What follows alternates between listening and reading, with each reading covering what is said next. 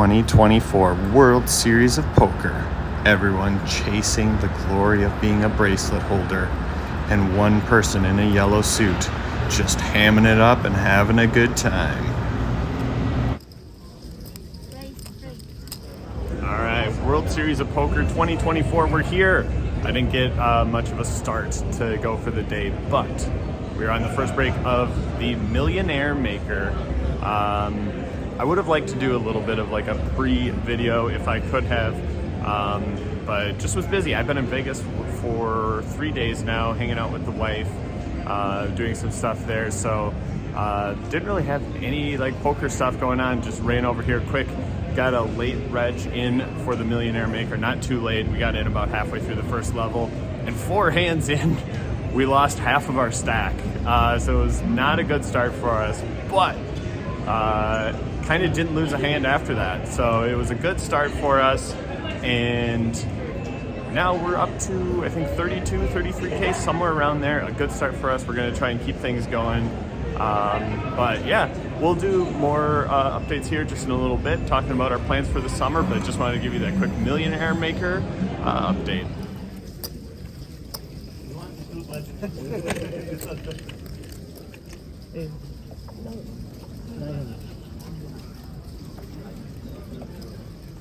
Break number 2 of the Millionaire Maker. We're going to avoid the sea of people leaving and trying to hit up the restroom. But unfortunate news for all the fans. Jim has busted.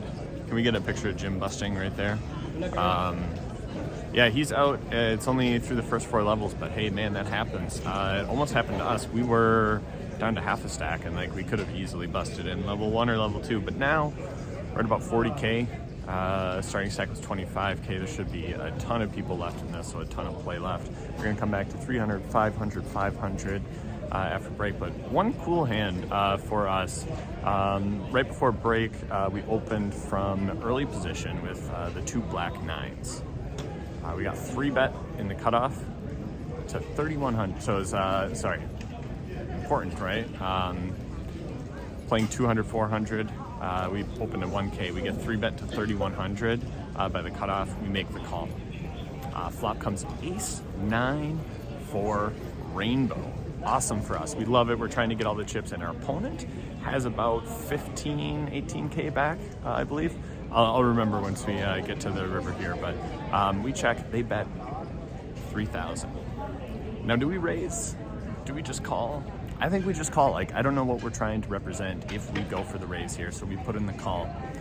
Turn, it's an offsuit 5. Nothing changes, except, I mean, like, if they 3-bet us with some really weird small cards, but we know that's not true. We're eyeing up ace highs, trying to get all the value here.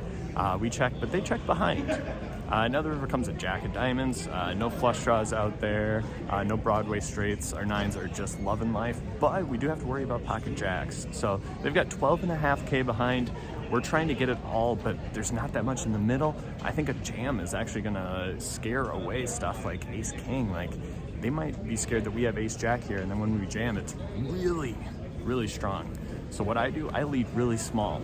I lead small for 2.5K. I'm actually targeting calls from like kings, queens, that type of stuff, and hoping ace king sees this and thinks that I'm trying to like control the pot size. But we bet 2.5K.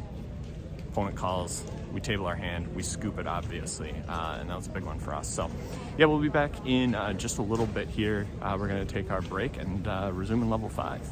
All right, break time, and no peanut butter and jelly to be seen, but we're gonna go with the protein bar peanut butter chocolate chip. I blame not being with Jim the whole day, because now I don't have a PB&J to eat when it needs me the most. All right, walk of shame time. We got involved in a huge 4-way pot. I tried bluffing because we had the early position open, we had the aggressive action, we were uncapped. But I totally missed the fact that there's a paired board out there, and like what I'm representing chops with a lot of stuff, and it was really unfortunate. But I jammed a pair of kings, got called by a pair of aces, and I'm thinking they were chopping a lot of the time, but they just scoop, and it's really unfortunate. But That'll be it for event number 1, day number 1. But we'll be back with more. We got a full week coming up here. Thanks everyone for tuning in. All right, crummy day on the felt today. Not much poker content, but let's roll some other Vegas footage that I had from this past week. So we spent a good amount of our time touring around, checking out the different areas here. Here's the Bellagio Gardens, looking cool. We went on the High Roller Ferris wheel. Good view of the Sphere there, as well as a big view of scenic downtown Las Vegas. We went to the Awakening show. Awakening, I give this a 10 out of 10. It was amazing. It was everything you were looking for in a Vegas show. And then we also got off the strip for a bit. We went toured towards the Hoover Dam. We got to go down on the river beneath the Hoover Dam. It was extremely hot out, but the river was really cool. We got to take a dip in there. So, fun day.